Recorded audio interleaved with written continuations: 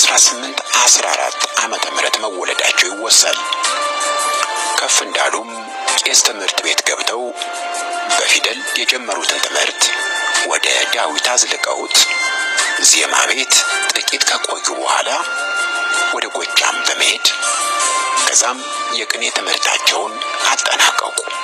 ከዛም ጎንደር ተመልሰው ሙሉ ጸዋተ ዜማን፣ አቋቋምን፣ ድጓንና የመጽሐፍ ትርጓሜን ተማሩ። የመጽሐፍ ትርጓሜን ያስተማሯቸው አቃቤ ስብሐት ገብረ መድኅን ናቸው ይባላል። ገብረሐና ትምህርታቸውን እንደጨረሱ የኔታ እንግዲህ ይምከሩና ያሰናብቱኝ ቢሏቸው ምን ቀረህ ብለህ ነው? ሁሉን አውቀሃል፣ ብቻ የደናቁርት ጓደኛ ትሁን በማለት መከሯቸው። የዚህን ምክር ጠቃሚነት የተገነዘቡት ገብረሐና አዲስ መምህር መጣ ተብሎ ወደ ተጠራበት አካባቢ ሁሉ ይሄዱ እንደነበር አዋቂዎች ይናገራሉ። ደቀ መዛሙርቶቻቸውንም የሰው ቀለም አትናቁ፣ ሰው ያመጣውን ሁሉ አትንቀፉ እያሉ ይመክሩ እንደነበር ይነገራል።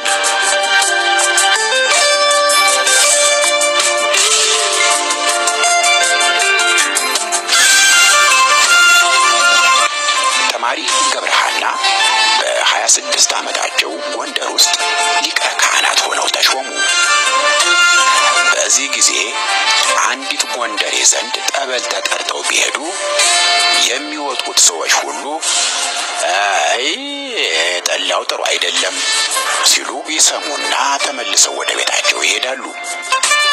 ሴትዮዋም አለቃ በመቅረታቸው አዝና ቤታቸው ሄዳ ምን ነው አለቃ ጠበል ጠርቼው ሳይመጡ ቀሩ ብትላቸው አረ መጥቼ ሰው ግም ሲል ጊዜ ነው የተመለስኩት አሏት ይባላል። ሰዎቹ ጠላውን ግም ነው እያሉ ሲያወሩ ሰምቼ ወደ ቤት የተመለስኩ ለማለት የተጠቀሙበት አባባል ነው።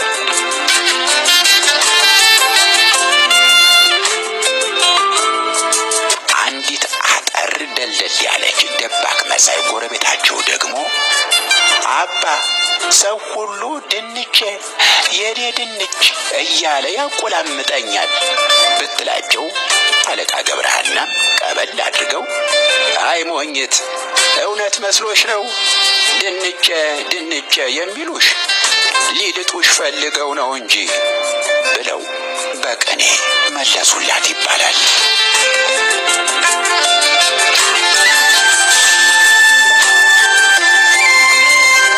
ከጥቂት ቀናት በኋላም ያቺው ገልቱ ሴት ምሳ ትጋብዛቸዋለች።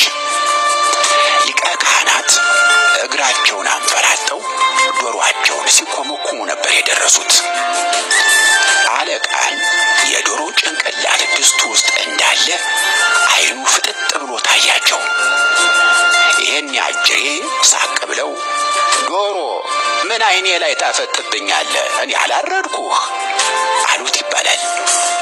ገበታው ከፍ እንዳለም ጠላ ቀርቦላቸው ሲጠጡ ጠላውን ቢያጣጥሙት ቀጭን ሆነባቸው። ታዲያ ይህንኑ እያቅማሙ ሳሉ ሴትዮቱ መጣ አረ ይጠጡ አለቃ አንድ ተይዞ ቁጭ አይባልም እያለች ብታጣድፋቸው አለቃም እሺ ጠጣለሁ፣ ለመሆኑ ይህንን እህል ውሃ ያደረግሽው አንቺ ነሽ አሏት ይባላል። ጠላሽ ውሃ ብቻ ነው ለማለት ፈልገው ነው።